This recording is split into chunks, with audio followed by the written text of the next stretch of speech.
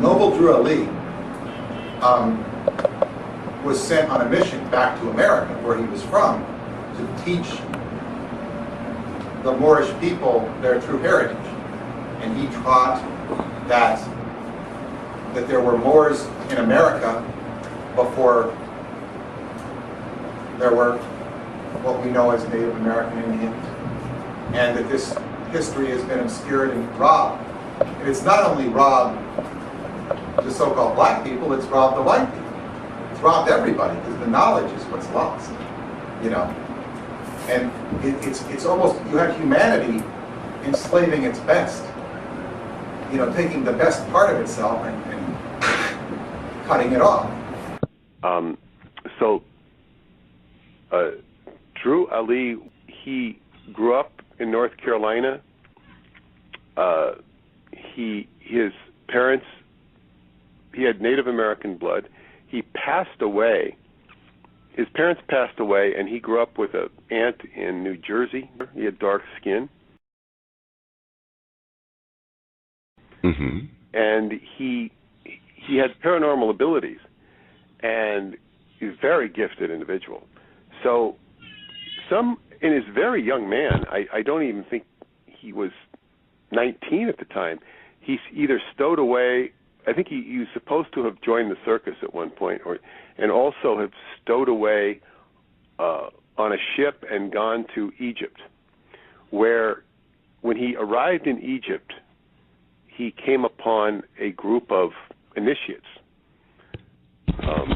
mystery school initiates who were expecting him and greeted him, and they basically gave him a task, which was they blindfolded him and took him into the Great Pyramid.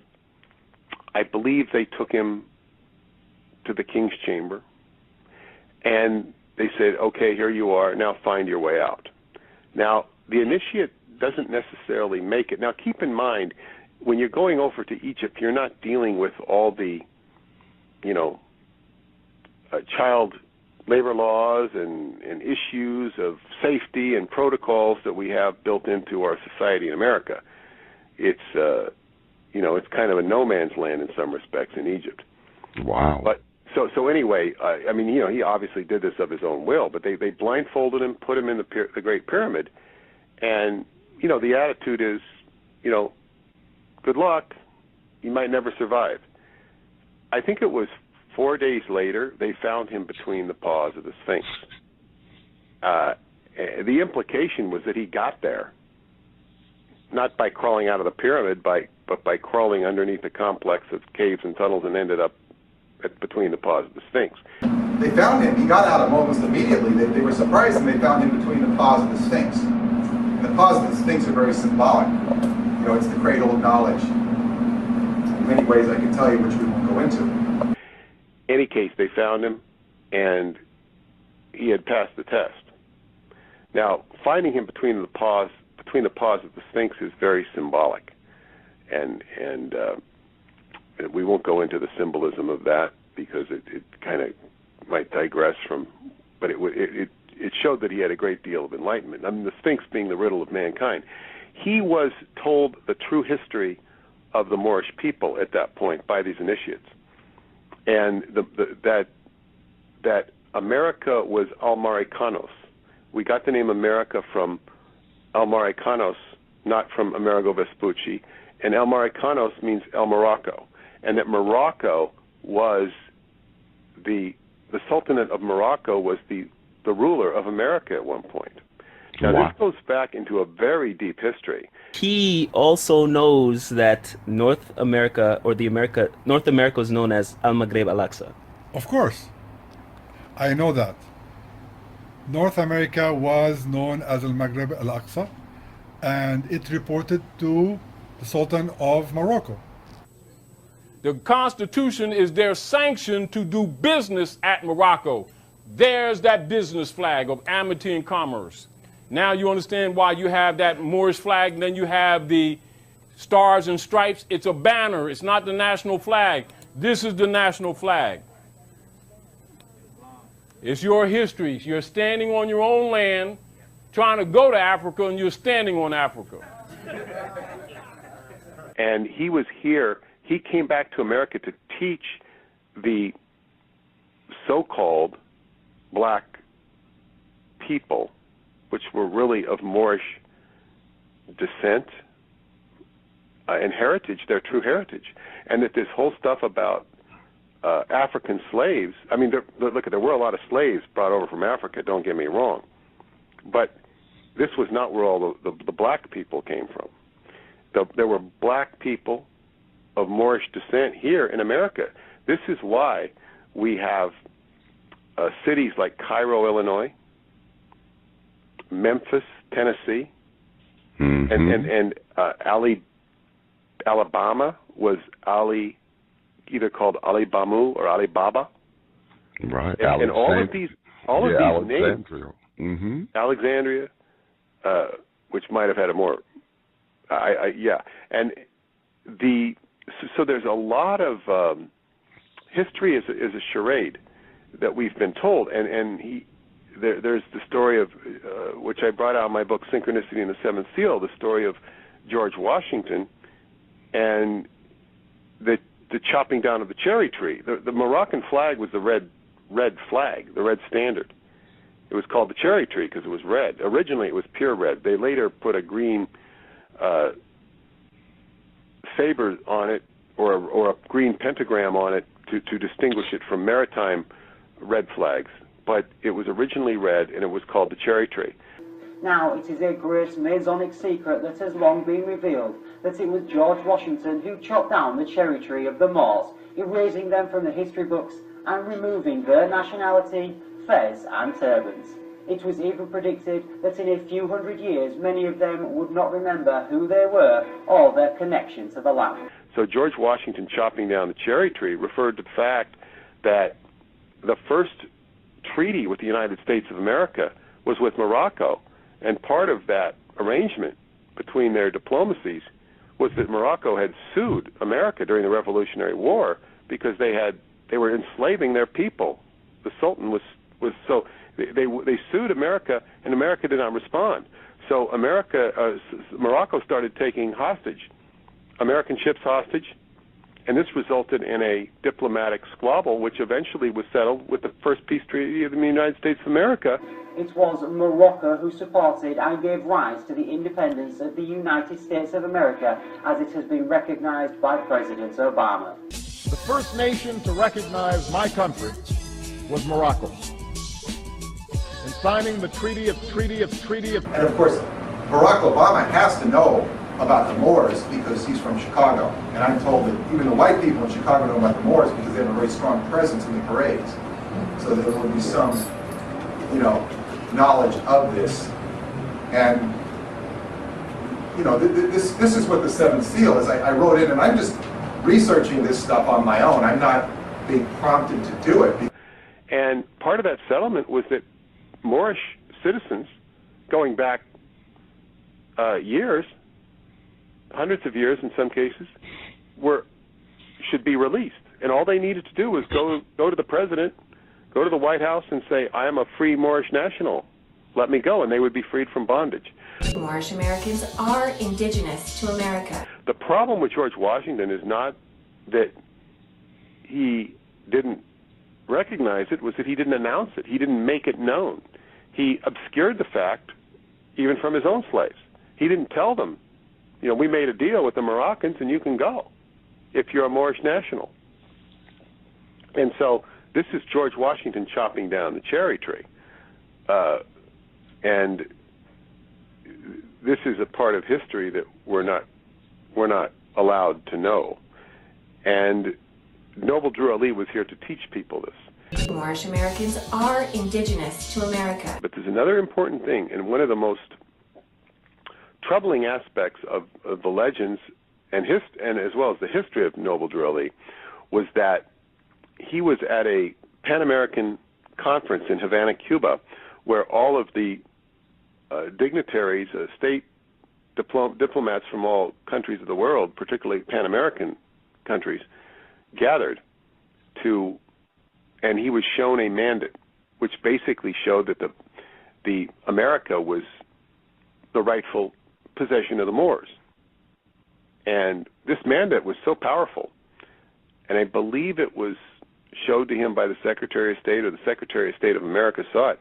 But after this conference in 1928, all of the European countries pulled their money out of America because they saw that America was risky, because the true corporate shenanigans of the entire country were being, and the sovereignty of America as it stood was being threatened by the presence of Noble Drew Ali and this mandate. Now, we've never been able to turn up this mandate, but what we do know is that after that conference, there was a stock market crash because of this, and then the entire country was reorganized and reincorporated, and you had all this FDR coming along in the 1932, and the Admiralty Court superseding the regular United States Constitutional Court, and the taken off of the gold standard. So there was all this in United States of America becoming a corporation, and all these sort of sleight of hand legal manipulations, which is not my expertise, but you can study them, and they certainly exist. And this was all as a result of the presence of Noble Drew Ali in this world. And he was very popular in the 20s. And he was so popular he became quite a problem to the government, because he was lifting the black communities up, and in a way that they weren't used to being lifted up. He wasn't using Christianity.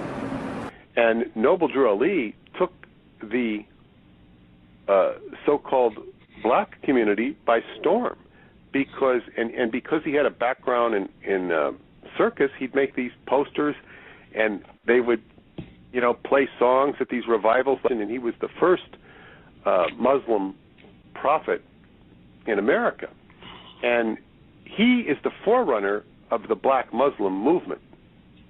It was not called Black Muslim at that time. Now, what's interesting about Noble Drew Ali is that most people don't know that out of his death arose a man called Wally Fard. And Wally Fard has an FBI file and a very obscure lineage. Like, he seems to come from Hawaii. He might have some Polynesian blood in him. He seems to have some white blood in him. He doesn't seem to have any black blood in him. He might, but he doesn't seem to. Yet he becomes the head of this Moorish Science Temple. And then he picks Elijah Muhammad to be the head of the new reorganization, which is the church, what do they call it? Church of Islam? Nation of Islam. Not a church yet. Nation of Islam. So you find, when you find out about the Nation of Islam, they do know that they had Noble Drew Ali as their original founder, but they don't give him much airtime. Exactly. And most of the people don't know this. Even people in the Nation of Islam. The higher-ups don't. And, of course, white people don't know much about the Nation of Islam anyway. They just look at it as antagonistic, oil on their side. Most people, not all. And Noble Drew Ali, and I researched this and found out, who was behind the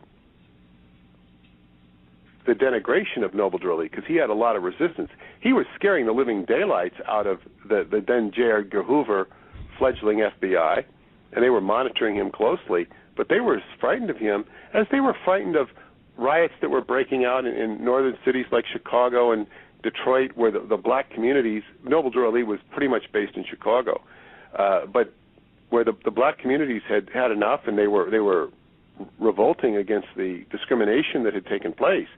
So he was a very powerful character, and he was a character of peace as well. He believed in following the Constitution, and he had a great demeanor about him and a very charismatic presence, and he was said to manifest healing and miracles. Now there's also, I want to touch on the Amos and Andy thing. Now there's something else that's very interesting, but the interesting thing about Noble Drew Ali is that as I begin to study him, the whole TV show, first it was a radio show of Amos and Andy, was designed to lampoon Noble Drew Ali and and the Moorish Science Temple. But what happened in the 20s was the Freemasons created a radio show. It was the first the only things that were nationally syndicated at that time were football games. I don't think, there were big college games. Red Grange, the days of Red Grange, I don't think they were even doing baseball nationally syndicated at that point. But it was football. The first nationally syndicated series program was Amos and Andy.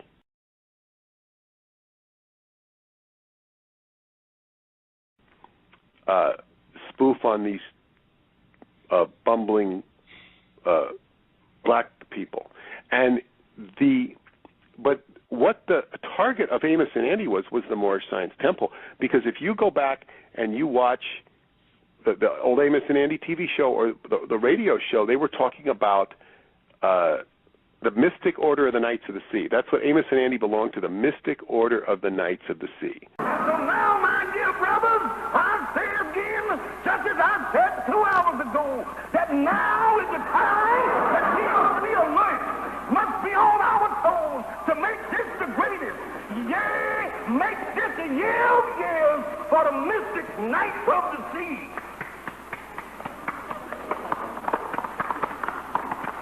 And furthermore, it is our duty. I say, and furthermore, Boy, that was some meeting, all right. Yeah, all the brothers are going to stay up late tonight having fun. It seems, though, they all had a good nap this afternoon doing your feet. But he was the kingfish, and he had his Order of the Mystic Knights of the Sea. Now, that's the Moors. The Moors are the best sailors. That was in the show? Yeah, Order of the Mystic Knights of the Sea. He belonged to the Order of the Mystic Knights of the Sea.